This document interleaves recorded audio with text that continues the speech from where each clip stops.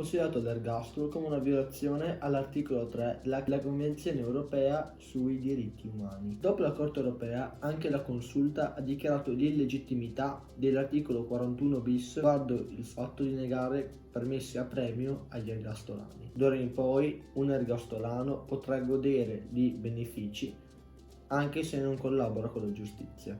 Diverse sono le figure che si sono scagliate contro. Uno su tutti, il consigliere del Consiglio Superiore della Magistratura, ha dichiarato che questa sentenza sia un andare incontro alle volontà della mafia stragista con gli attentati del 1992 e del 1994. Ma non dimentichiamo che soprattutto in Italia e da determinati politici sono presenti sentimenti di compassione nei confronti di carcerati. Dopotutto, in Italia l'ergastolo di fatto non esiste più.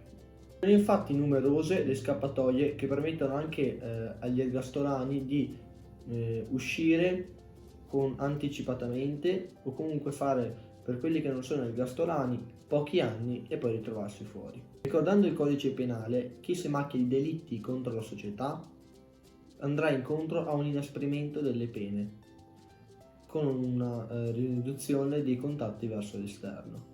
Questa riduzione dei contatti verso l'esterno è la scappatoia che viene utilizzata per rimanere in contatto con i boss mafiosi. Un ultimo caso recente, si presume che attraverso questa scappatoia si sia messo in contatto il boss mafioso Matteo Messina Denaro con alcuni ergastolani. A prescindere da questo caso specifico, bisognerebbe che i giudici, che amano definirsi progressisti, prendano in considerazione se è più importante un diritto,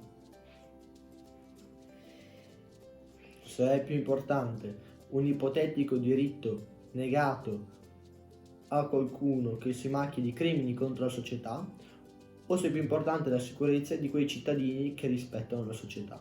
Il video è finito, io ti ricordo di lasciare un bel mi piace se il video ti è piaciuto, di commentare il perché se il video non ti è piaciuto. La nostra redazione cercherà di risponderti il più rapidamente possibile. Per ulteriori informazioni inoltre ti ricordo di visitare la pagina www.veroneconomia.it. Io sono Emanuele Zummerle, un saluto e a presto.